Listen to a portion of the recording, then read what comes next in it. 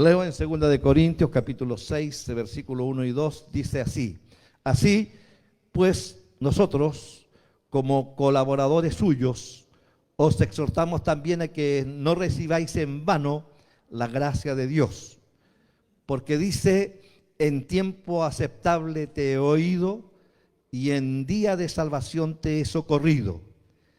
He aquí ahora el tiempo aceptable, he aquí ahora el día de salvación.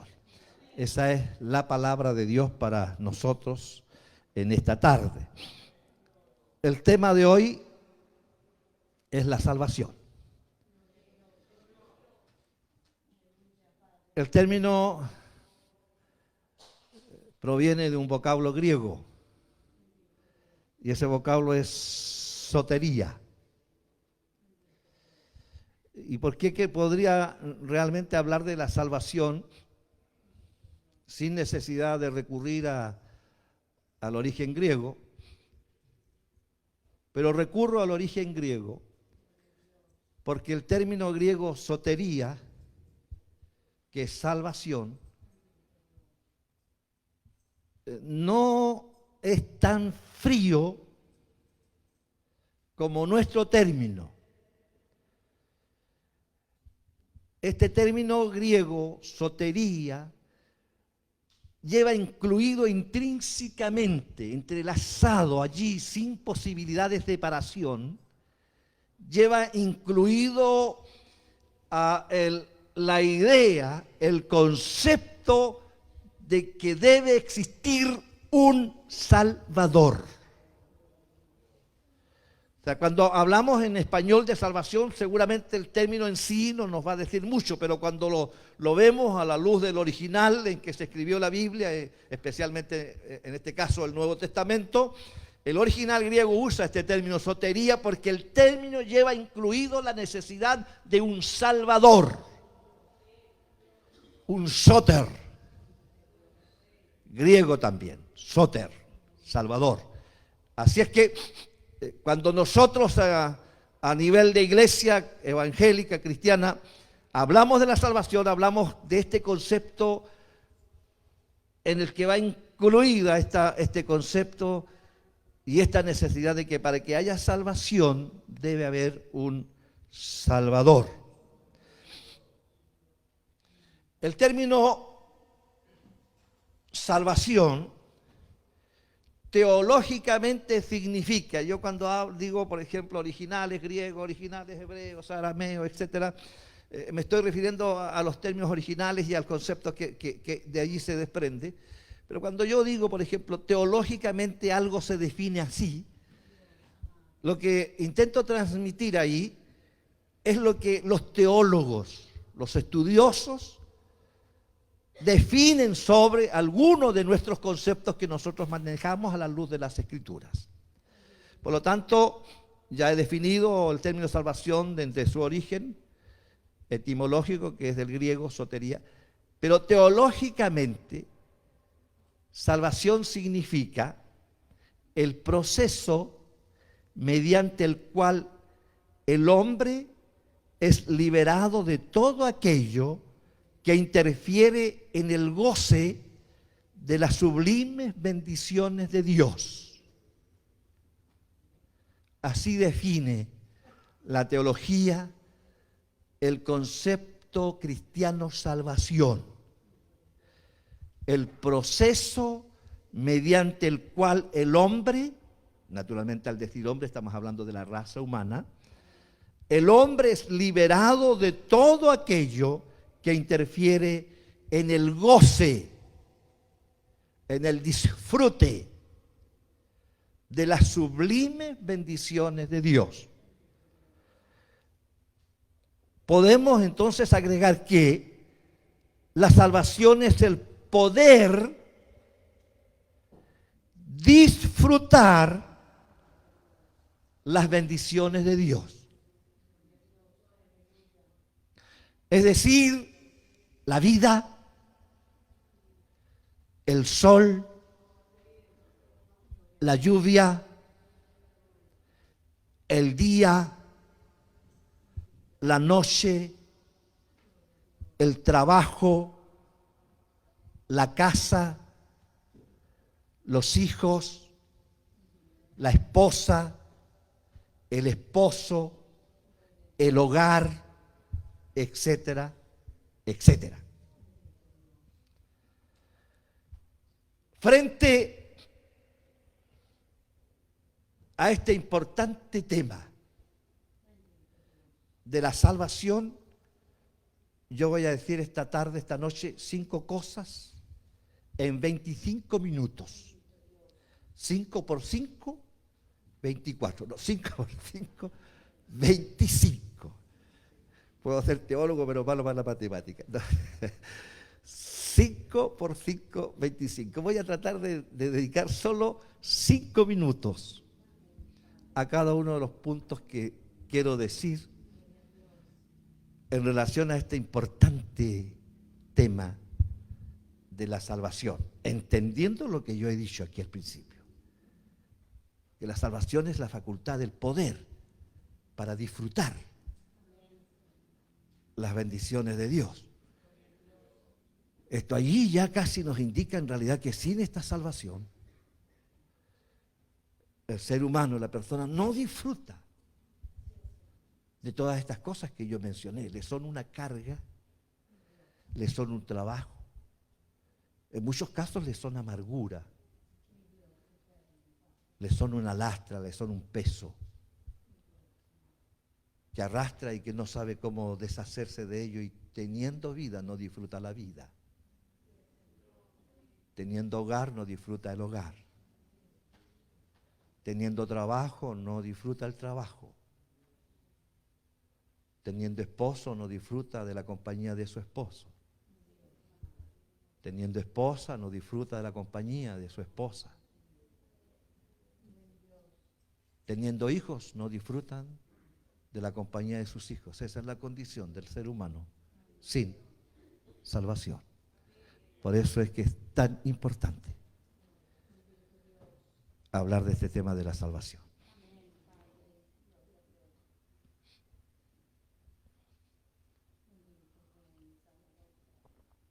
Lo primero que voy a decir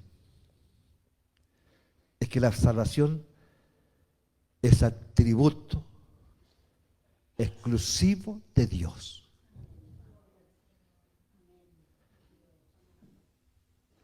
Salmo 3:8 dice: la salvación es de Jehová.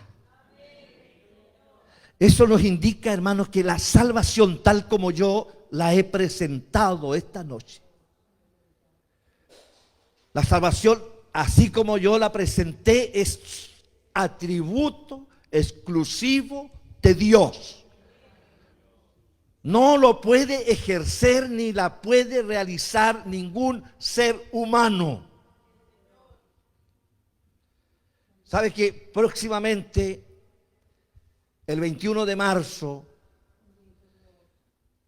acá en Chile, la Iglesia Católica estará celebrando la canonización de Sor Teresa de los Andes?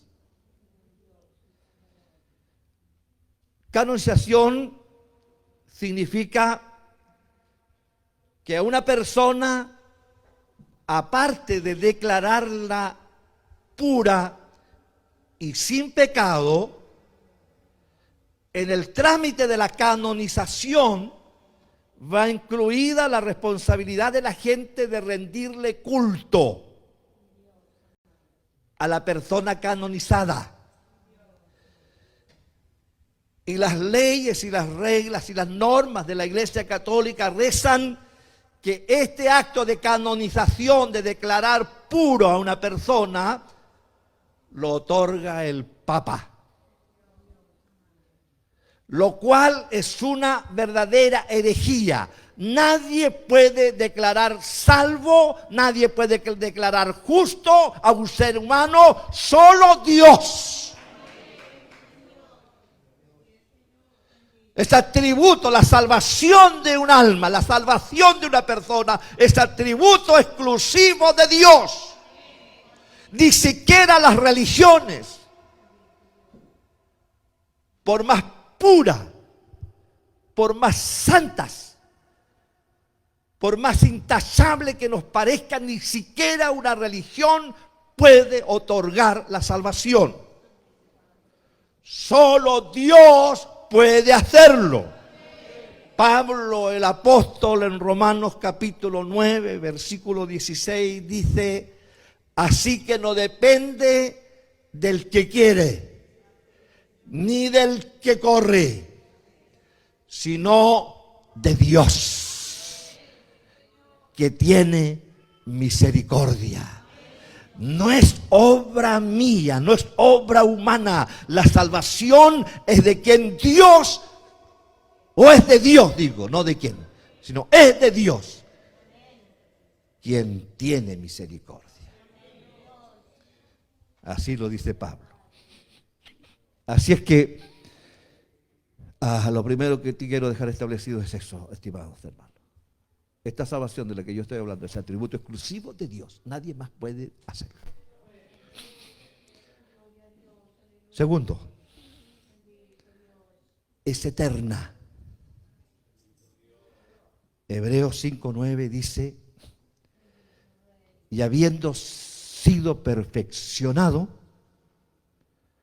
se refiere a Cristo, y habiendo sido perfeccionado, vino a ser autor de eterna salvación para todos los que le obedecen.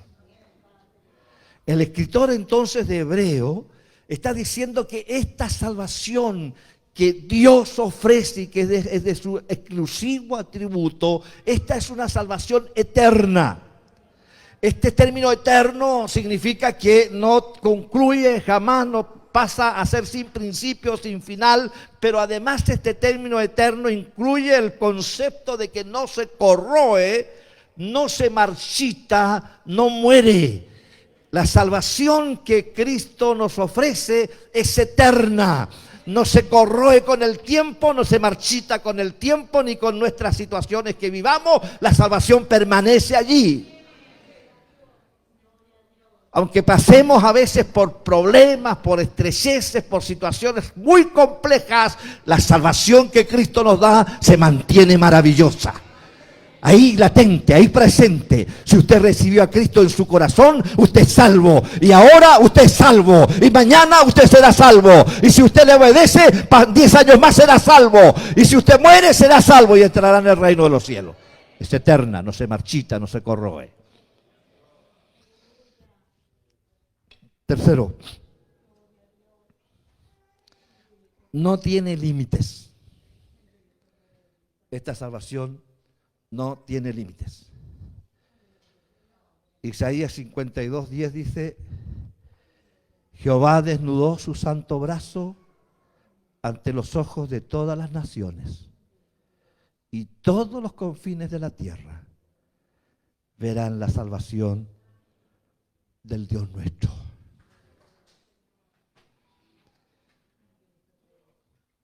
Cuando hablamos de que no tiene límites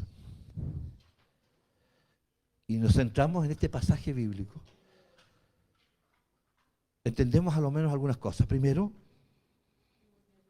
que no tiene límites raciales. El pasaje dice todas las naciones. Todas las naciones.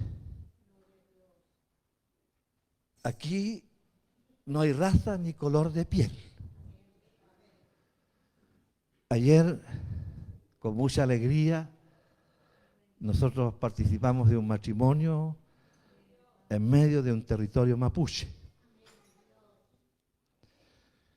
Como este tema de las redes sociales es tan atrayente, por así decirlo, yo cedí a la tentación de subir una foto en que estoy realizando ese matrimonio allí en el campo. Antes del oficio de la ceremonia, se le dio oportunidad a dos varones que son líderes de grupos evangélicos también en el vasto territorio de allá de Concepción, Coronel, Ercilla. Y yo les escuchaba hablar y yo decía, qué tremendo es esto. Cómo esta gente habla de este Dios tremendamente grande, que a nosotros nos pareció que era exclusividad occidental o exclusividad chilena o europea. El Evangelio es para todas las naciones. El brazo de Dios para salvar pasa por todos los prejuicios raciales. Cristo murió por todos los hombres, sean de la raza que sean. Cristo murió por todos los hombres. Rusos, norteamericanos, mexicanos, argentinos, bueno, argentinos. Hoy me escuchan de argentinos también. No, si les amamos a los hermanos argentinos también. Que Dios nos bendiga. Delante de Dios no hay acepción de personas. Él dio su vida por todos los hombres. Aleluya. Gloria al Señor. No tiene límites geográficos. Este mensaje del Evangelio ha traspasado todas las fronteras geográficas. Cuando Jesús habló de la gran comisión a sus apóstoles allá en Palestina, les ordenó llevar este mensaje hasta lo último de la tierra. Y cuando uno se para frente al globo terráqueo, descubre que Chile es la última parte de la tierra. Y este mensaje ha traspasado todas las fronteras y no ha habido forma en que esto se pueda frenar. El mensaje del Evangelio ha ido a todas las naciones, traspasado todas las fronteras y ha llegado a todos los países. En el mundo existen actualmente alrededor de 250 países organizados en el mundo, y la estadística que tenemos es que en cada una de esas naciones, de esos países, hay iglesias evangélicas. El mensaje del Evangelio ha llegado a todo el mundo. No tiene límites sociales. El Señor vino a pobres y a ricos, a intelectuales y a no tan intelectuales, a profesionales y a no profesionales. Este Evangelio no hace acepción entre un profesional y una persona que no logró serlo. El Evangelio de Cristo no tiene límites sociales.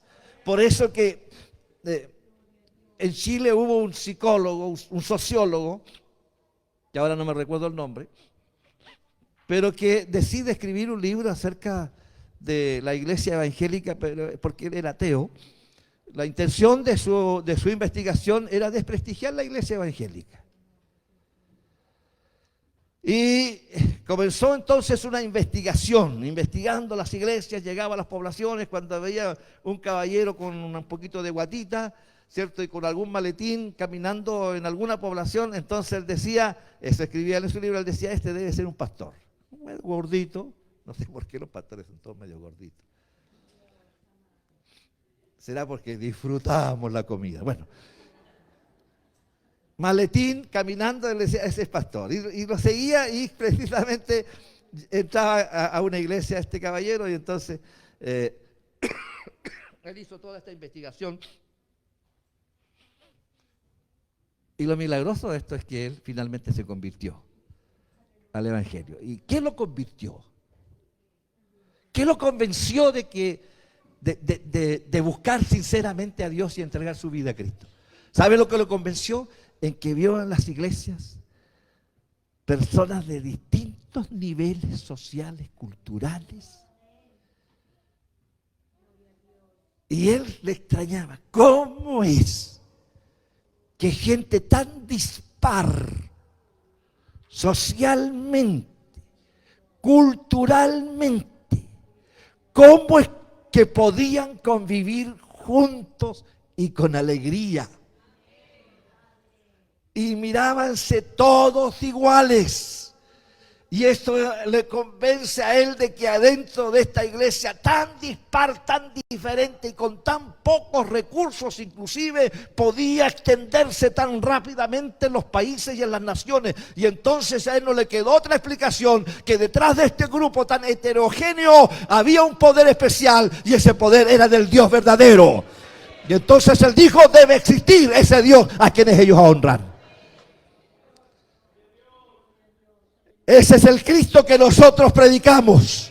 Y a Él sea la gloria, y a Él sea la honra, y a Él sea la alabanza. Él no hace distinción de personas. Él nos considera delante de sus ojos a todos igual. Sea bendito su nombre.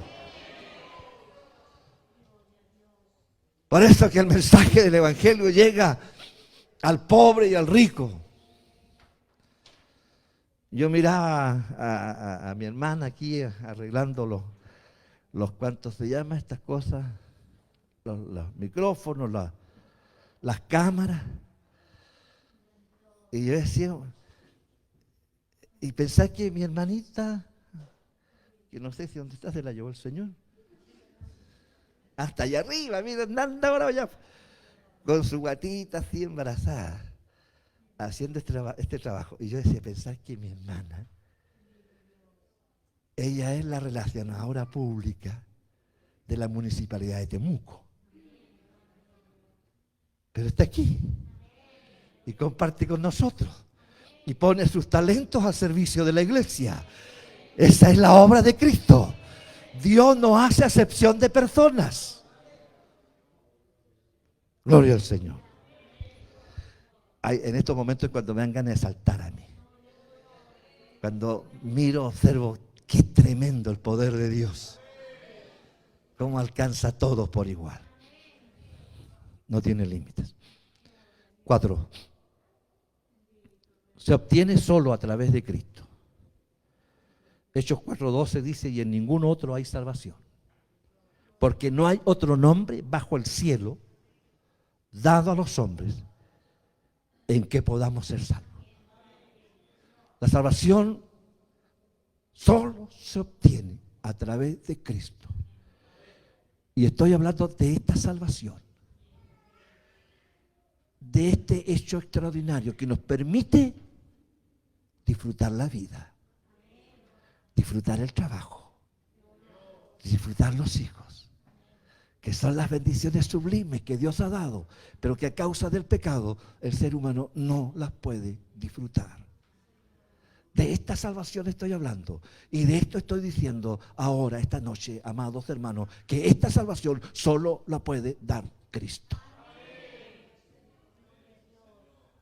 Ahí en Juan capítulo 14, versículo 6, Jesús dijo: yo soy el camino y la verdad y la vida. Nadie viene al Padre, que es Dios, nadie viene al Padre sino por mí. No hay otra forma, amados hermanos y amigos, no hay otra forma de llegar a Dios, solo a través de Cristo. Jesús lo dice con tantísima claridad: yo soy el camino, y soy la verdad, y soy la vida, y nadie viene al Padre sino por mí. Así es que esta salvación solo puede ser otorgada por Cristo. Él pagó el precio de nuestra salvación. Nadie más pudo hacerlo. El precio era altísimo. El hombre había pecado, había desobedecido a Dios, y por lo tanto había caído en horrenda condenación. Pero Dios lo seguía amando. Como el padre que ama a su hijo, a su hija, y que a veces por la desgracia de la vida lo fue a enredarse en la droga, en los vicios, y lo ve cómo va derrumbándose, haciéndose pedazos con ojos vidriosos. El otro día estuve mirando yo los efectos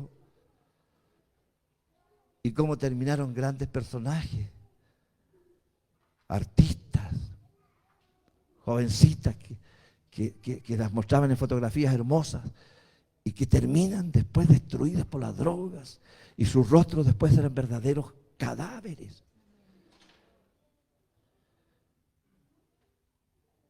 ¿Cómo no querría un padre o una madre salvar a ese hijo? Pero a veces se les escapa de las manos y sigue cayendo y cayendo, cayendo. Dios es el Padre más amoroso que existe. Y el corazón de Dios sufría intensamente porque el hombre pecó. Y por lo tanto, la mano y el castigo de Dios debía caer sobre él. El día que pecare, dijo el Señor, morirás. Entonces, Dios necesitaba a alguien que pagara el precio. Por eso, amados hermanos, digo yo en este punto, solo Cristo puede hacerlo. Para pagar el precio de nuestra salvación, Dios necesitaba un hombre. Pero un hombre sin pecado. No podía un ser celestial pagar el precio de la salvación de los hombres. La ley divina exigía que el precio lo pagara un hombre. Y no había nadie en la tierra sin pecado para pagar el precio de la salvación que Dios demandaba. Y entonces Dios buscó en el cielo. Y no había en el cielo ningún ser celestial. Mira a su Hijo, a Jesucristo. Pero Jesucristo tampoco, Cristo tampoco podía pagar el precio. Tampoco Cristo cumplía con las exigencias que demandaba el plan divino. ¿Por qué? Porque Cristo era Dios. Y Dios necesitaba un hombre. Y Dios necesitaba urgentemente un hombre que pagara el precio de los hombres para su salvación. Y entonces Cristo dijo, allá arriba en el cielo, le dijo al Padre, Padre, voluntariamente renuncio a toda mi gloria aquí en el cielo. Y voluntariamente, personalmente, decido hacerme hombre. Abandono toda mi gloria. Renuncio a toda mi gloria. Y decido hacerme hombre para pagar el precio de la salvación para todos los hombres. Y entonces Jesús, la segunda persona de la Trinidad, abandona el cielo, deja toda su gloria, todos sus atributos arriba, abandona su omnipresencia. Él no podrá estar nunca más en dos lugares a la vez. Abandona el cielo y se hace hombre. Nace como un ser humano. Se desarrolla dentro del vientre de una mujer. Nace en Belén. Y empieza a crecer como todos los niños humanos de la tierra. Aventajando a todos sin duda en sabiduría y en inteligencia. Pero era un ser humano. Creció, aprendió a trabajar, aprendió la profesión de su padre. Como dice la Biblia, estuvo con nosotros, entre nosotros, como hombre. Él no venía para prestar algún servicio social aquí a la tierra. Él venía a pagar el precio. A los 30 años de edad se bautiza y inicia su ministerio, el ministerio que le había dado al Padre, y él se para por primera vez en una sinagoga y dice: el reino de los cielos se ha acercado a vosotros. Bendito sea su precioso nombre. El término cielos, reino de los cielos, en griego es reino de Dios. El reino de Dios está entre vosotros.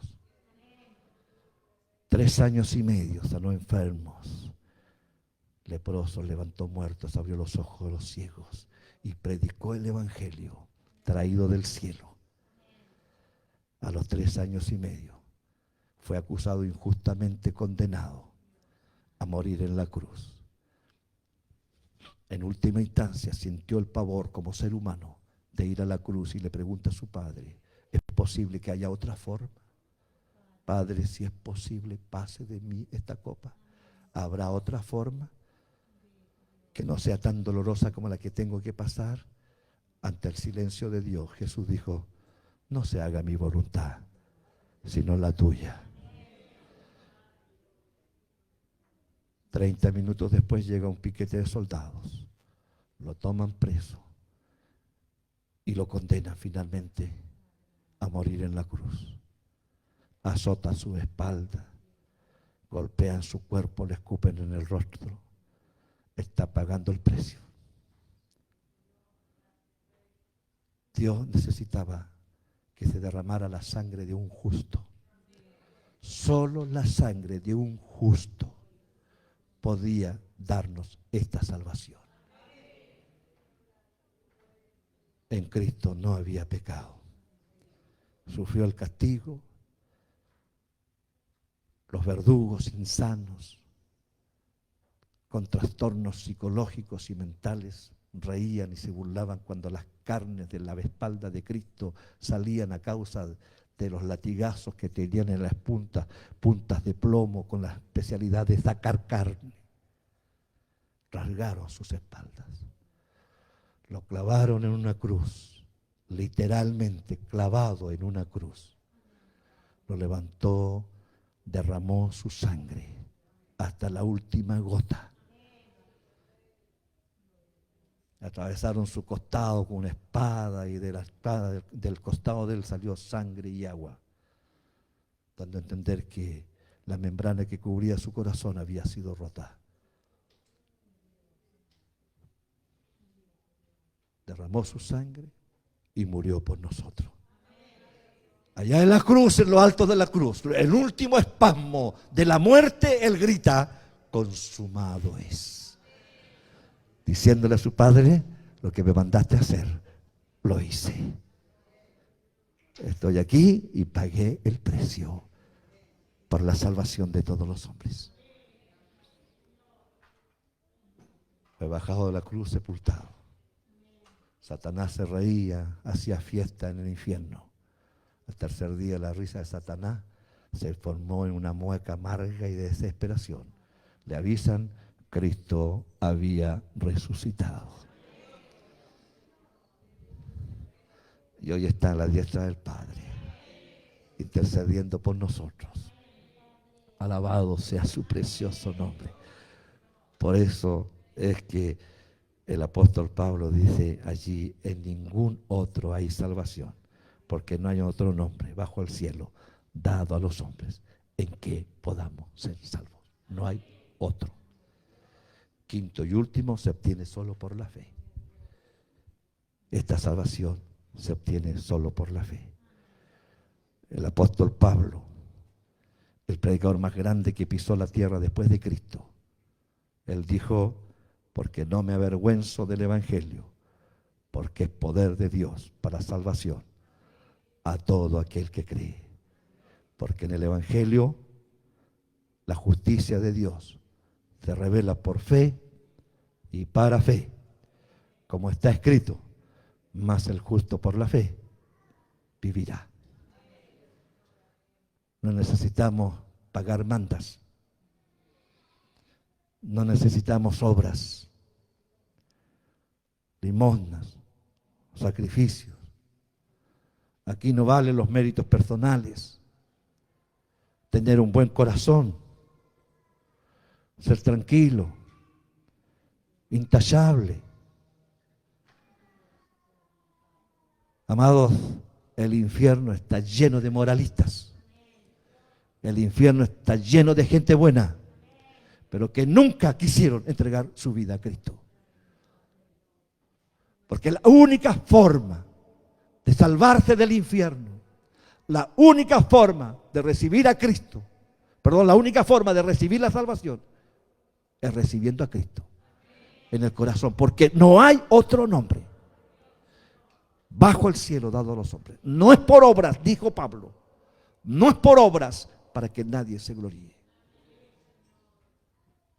Habrá seguramente en este minuto en el infierno cientos y miles de moralistas tratando de gritar desde abajo del fuego: créanle a ese hombre. Si quieren ser salvos, deben recibir a Cristo en su corazón como su Salvador personal. No hay otra forma.